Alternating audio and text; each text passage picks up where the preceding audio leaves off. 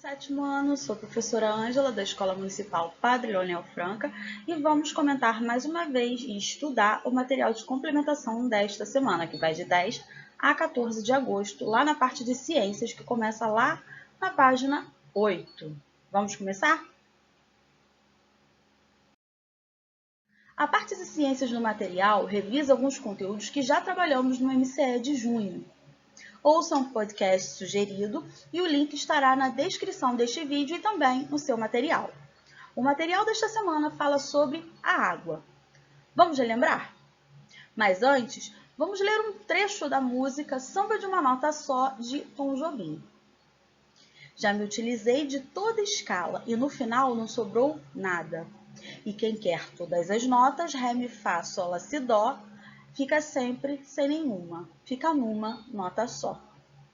O material faz uma analogia do trecho da música lida com o dito popular: quem muito quer, nada tem, e os recursos naturais do nosso planeta.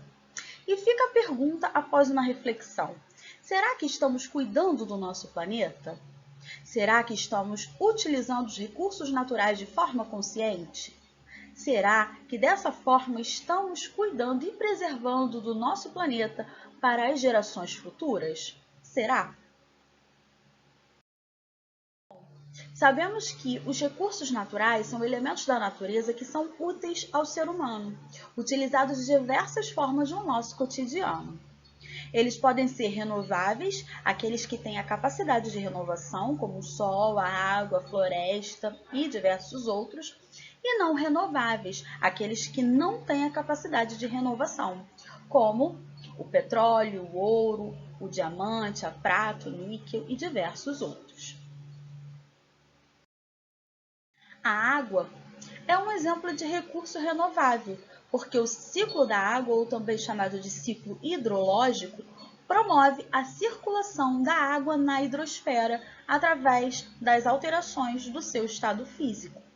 Dessa forma, a água é regenerada através de um ciclo repetidas vezes. Mas isso não significa que ela seja um recurso ilimitado, pois a sua disponibilidade depende do nível de demanda, ou seja, à medida que a população mundial aumenta, a necessidade de água no planeta é maior, à medida que o consumo também é maior.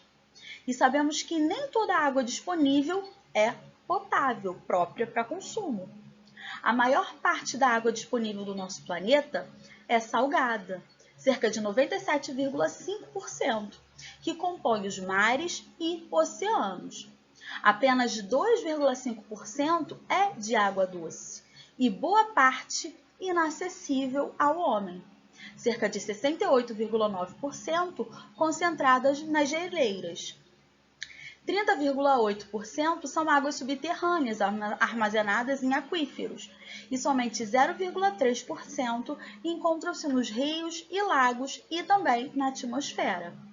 Logo, o uso desse bem precisa ser pensado para que não prejudique nenhum dos diferentes usos que ela tem para a vida humana e de outros seres vivos, pois o consumo e o desperdício ameaçam essa ordem na natureza, pondo em risco o recurso natural mais importante da Terra. Assim, vocês deverão ler os textos da página 8 e aprender um pouco mais sobre o esgotamento dos recursos naturais e o desperdício da água. Depois reflita sobre as suas atitudes e pense em como você pode evitar o desperdício na sua casa com atitudes no seu dia a dia. Tente colocá-las em prática, beleza? Na página 9, falaremos sobre alguns problemas ambientais relacionados à água. Sabemos que a água é um recurso essencial para a nossa sobrevivência e de todos os seres vivos do nosso planeta. Lendo o primeiro texto desta página, compreenderemos o problema do abastecimento de água doce do nosso planeta e que parcela da população mundial já enfrenta problemas de disponibilidade mínima de água para o seu consumo diário. E projeta como estará a disponibilidade de água em 2050, caso continuemos com o mesmo estilo de consumo e não façamos nada para minimizá-lo. Assim, entendemos que o consumo excessivo e o aumento da população mundial são fortes ameaças à disponibilidade de água potável. Pois, como já foi dito anteriormente, à medida que a população mundial aumenta, a necessidade de água no planeta também é maior e, em consequência, o seu consumo também será maior. E não temos toda essa água disponível hoje e também não teremos em 2050. Além disso, a poluição e a deterioração da qualidade da água através da contaminação direta ou indireta de origem doméstica e industrial são outros graves problemas ambientais relacionados à água. Dessa forma, a quantidade de água adequada para o consumo humano vai reduzindo cada vez mais, pois esses resíduos contribuem para o aumento da poluição, prejudicando os ecossistemas aquáticos como os lagos, os rios e também mares e oceanos. No outro texto, podemos ver que a água é essencial para a produção dos alimentos na agricultura e pecuária, evidenciando até que a produção de alimentos aumentará em cerca de 70% em 2050, relacionada ao aumento da população mundial. Assim, entendemos que desperdícios de alimento também envolvem desperdícios de água. Como atividade, é sugerido que vocês pesquisem e realizem algumas receitas com sobras de alimento. Você poderá realizar diversas receitas gostosas e saboreá-las.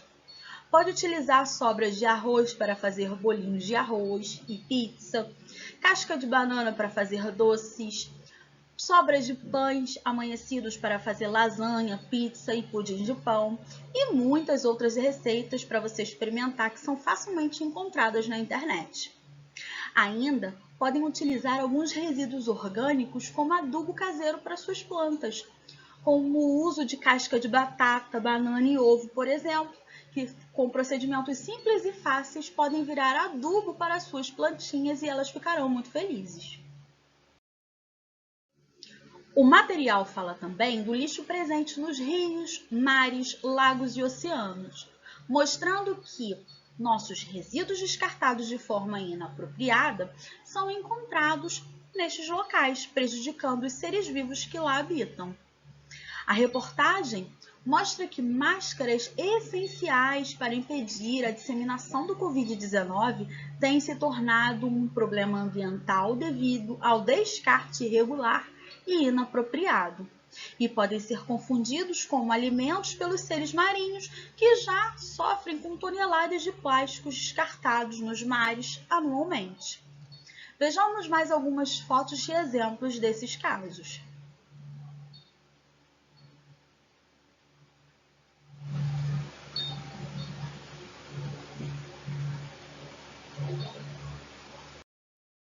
Também vimos o que é a água invisível e que ela está presente em tudo que consumimos.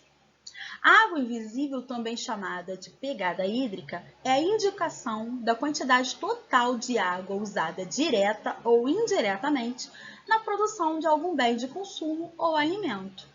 Para entendermos, vamos pensar o seguinte: vamos imaginar agora um boi, que é uma das fontes de carne vermelha da nossa alimentação. Para ele sobreviver e crescer até se tornar um adulto pronto para o abate, precisa se alimentar e beber água. O gado se alimenta de pasto. O pasto precisa de água para não morrer, seja água da chuva, seja água da irrigação. Então, quando calcularmos a quantidade de água que é gasta para produzir a carne bovina, precisamos considerar a água usada na irrigação do pasto, além da água que o boi bebe. E mais ainda, precisamos também considerar a água usada no abate do boi e na higienização da sua carne. Ao final das contas, a produção de 150 gramas de carne bovina demanda 2.325 litros de água. Isso mesmo, isso tudo de água. E todo o cálculo da água necessária para produzir a carne bovina é chamada de pegada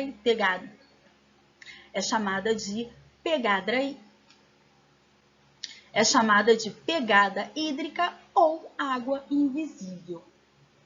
todos os alimentos e bens de consumo utilizam água de forma direta ou indireta na sua produção. Neste quadro, você consegue visualizar a quantidade de água necessária para a produção de diversos alimentos e produtos, como, por exemplo, a folha de papel A4, que utiliza 10 litros de água, uma camiseta de algodão, que utiliza 2.000 litros de água, né? Um ovo, que utiliza 135 litros de água, e outros exemplos.